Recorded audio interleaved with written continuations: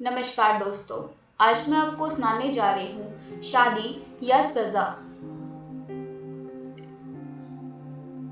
रात के 9 बज रहे थे। सास और ननद रेखा को घूर कर देख रही थी और रेखा उनकी आंखों में देखकर डर से थर-थर कांप रही थी। उसकी सास चिल्लाकर बोली, तुम्हारी हिम्मत कैसी हुई मेरे ही घर में ऐसा कुछ करने की? 4 दिन भी नहीं हुए घर आए और तुम खुद को घर की मालकिन समझने लगी। आने दो मेरे बेटे को, तुम्हारे हाथ पैर नहीं तुड़वाए तो मेरा नाम भी रज्जो नहीं। आज क्या हुआ क्या पता। सास जितनी निर्दयी थी उतने ही निर्दयी अपने बेटे को भी कर दिया था। हर एक नई दुल्हन अपने पति के घर आने का इंतजार करती है, पर रेखा वह तो अपने पति का अब कभी भी घर आने का इंतजार नहीं करती थी, क्योंकि वह अपने पति से बहुत डरती थी। मन ही मन में भगवान की प्रार्थना कर रही थी कि उसका पति आज घर पर आए ही नहीं। पर जब तक उसका पति घर पर ना आए तब तक उसे उसकी सास खाना खाने नहीं देगी। इतनी निर्दयी उसकी सास ने रसोई घर को ताला लगा रखा था। ऐसा क्या हुआ था कि रज्जो रेखा को ऐसे दुख दे रही थी और रेखा के पति मतलब रोहन का ऐसा स्वभाव क्यों था कि नई दुल्हन होकर भी वह अपने पति का इंतजार नहीं करती थी। रेखा की शादी रोहन से 5 महीने पहले हुई थी। रेखा के माँ बाप नहीं थे। 12वीं की पढ़ाई होते ही उसके चाचा चाची ने उसकी शादी करवा दी। रेखा की जिम्मेदारी से उसके चाचा चाची मुक्त हो गए। रेखा के ससुराल में उसकी सास रज्जो, पति रोहन और ननद रानी, जिसकी शादी पक्की करके सगाई कर दी थी। छोटा सा परिवार था। सुखी और शांतिपूर्ण गृहस्थी के सपने लेकर रेखा इस घर में आई थी, पर सपना तो सपना ही होता है। हर सपना सच होना मुमकिन नहीं होता। उसका भी सुखी गृहस्थी का सपना तो सपना ही रह गया। रेखा की उम्र 18 की पूर्ण हो गई थी और रोहन 30 का था। दोनों के बीच में 12 साल का अंतर था। सास रज्जो ने रेखा के लिए 10 नियम बनाए थे। सुबह 4 बजे उठकर पूरे घर की साफ सफाई करना, बाद में नहाकर भगवान की पूजा करने के बाद में रसोई में जाना, हमेशा सर पर पल्लू रहना, सबके बाद खाना खाना, मतलब सबके खाने के बाद ही रेखा खा सकती थी। ऐसे और भी कितने नियम कायदे रज्जो ने रेखा के लिए बनाए थे। रेखा को यह नियम पालन करने ही पड़ते थे, पर अभी उम्र ही क्या थी उसकी। उस वक्त उसके हाथ से अगर भूल हो भी जाती तो उसका पति या उसकी सास या फिर उसकी ननद उसे सजा देते ही देते थे। उसे मारने की भी कोई कमी नहीं रखते थे। उससे 5 साल बड़ी ननद रानी उस पर हाथ उठाने के लिए आगे पीछे भी नहीं सोचती थी। शादी को 10-12 दिन हुए थे। हर रोज रोहन 8 बजे तक आ जाता था, पर उस दिन 10 बज गए थे, तब भी रोहन आया नहीं था। रेखा को बहुत जोर की भूख लगी थी। उसने खुद के लिए थाली लगाई और रसोई घर में खाने के लिए अभी पहला ही निवाला मुंह में डाल रही थी कि तभी उसकी सास ने देख लिया। उस पर उसकी सास बहुत चिल्लाई। वो रेखा से सहन नहीं हुआ। तभी रेखा बोली, वह अभी तक नहीं आए, मुझे बहुत भूख लगी थी इसलिए खाने के लिए बैठी। सास कुछ बोलने वाली थी, तभी रानी आगे आई और रेखा को चांटा मार दिया। तुम्हारी हिम्मत कैसी हुई मेरी माँ के सामने बोलने की? तुम्हारे घर में तुम्हें खाना नहीं मिलता था क्या? मेरा भाई तुम्हारा पति है, उसकी राह नहीं देख सकती क्या? अरे औरतें अपने पति के लिए क्या क्या नहीं करती हैं। उतने में सास बोली, रहने दे रानी, क्यों इसको संस्कार सिखा रही हो? माँ बाप तो रहे नहीं और चाचा चाची ने ऐसी लड़की हमारे पल्ले बांध दी। रहने दे तू, चल बाहर। मैं ही रसोई में ताला लगा देती हूँ, और उसे रसोई से बाहर धकेल कर ताला लगा दिया। रेखा आंखों में आंसू लेकर बस देखती ही रह गई। 11 बजे रोहन घर आया। तभी रज्जो और रानी ने मिर्च मसाला लगाकर रेखा के खिलाफ रोहन को भड़काया। वह तो माँ का भक्त। इतना ही सुनकर उसने गुस्से में आकर रेखा को थप्पड़ मारा। उसे उस दिन खाना भी मिला नहीं।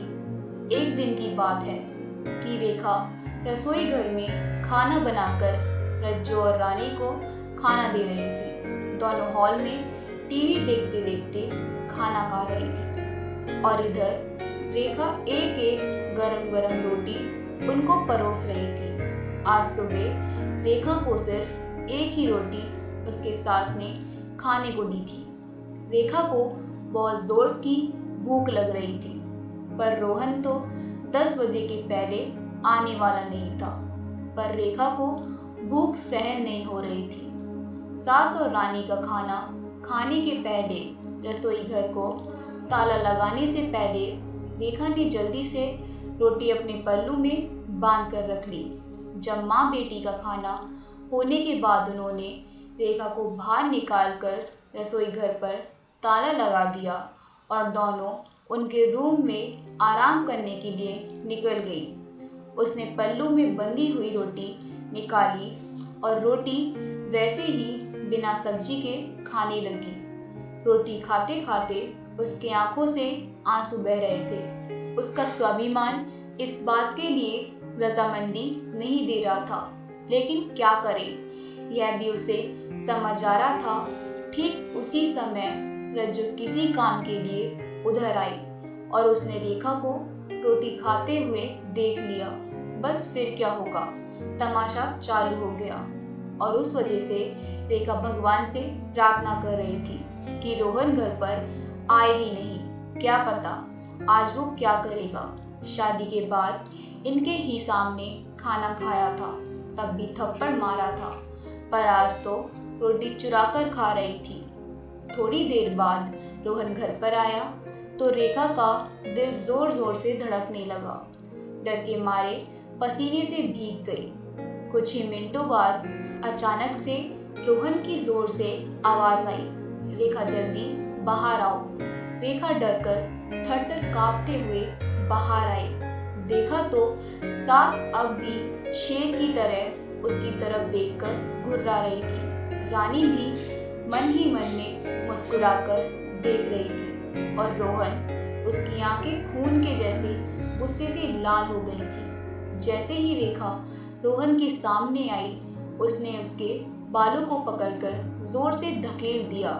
रेखा बहुत जोर से चिल्लाई, तेरी इतनी हिम्मत हुई कि तू अपने ही घर में चोरी करती है? रुक, तुझे तो मैं अभी बताता हूँ। बोलते बोलते रोहन ने अपने कमर का बेल्ट निकाला और रेखा को मारने लगा। रेखा जोर जोर से रोते हुए, दर्द से चिल्लाते हुए उससे माफी मांग रही थी, पर उसके पति को और घर में रहने वाली 2 औरतों को उस पर दया नहीं आई। रेखा को सहन नहीं हो रहा था। तभी उसने रोहन को धक्का दिया और घर के बाहर भागने लगी।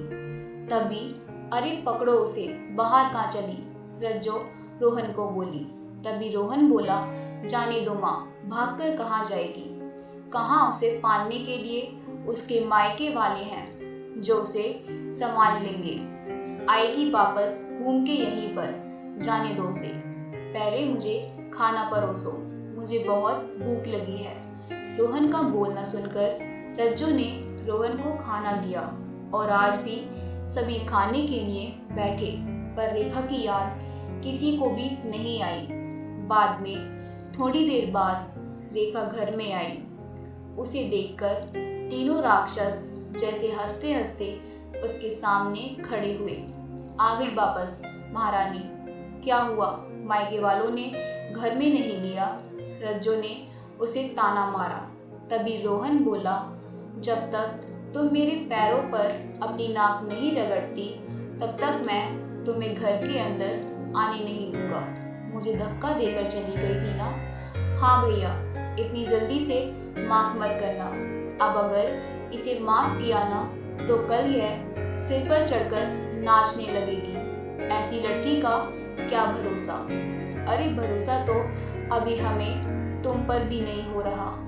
जो अपनी भाभी का सम्मान नहीं कर सकती वह लड़की हमारे घर का क्या मान बढ़ाएगी। अचानक रेखा की पीठ के पीछे से रानी के होने वाले ससुर की आवाज आई और वह अंदर आए। उन्हें देखते ही तीनों के चेहरों का रंग ही उड़ गया। अरे समधी जी, आप कब आए? रज्जो साड़ी ठीक करके माथे पर पल्लू लेकर बोलने लगी। उस वक्त आया जिस वक्त आपकी बहू रास्ते से डर कर इधर से उधर भाग रही थी। अच्छा हुआ अभी से ही तुम्हारा असली चेहरा हमें दिख गया। मैं आया नहीं होता तो हमारे घर की बर्बादी हो गई होती।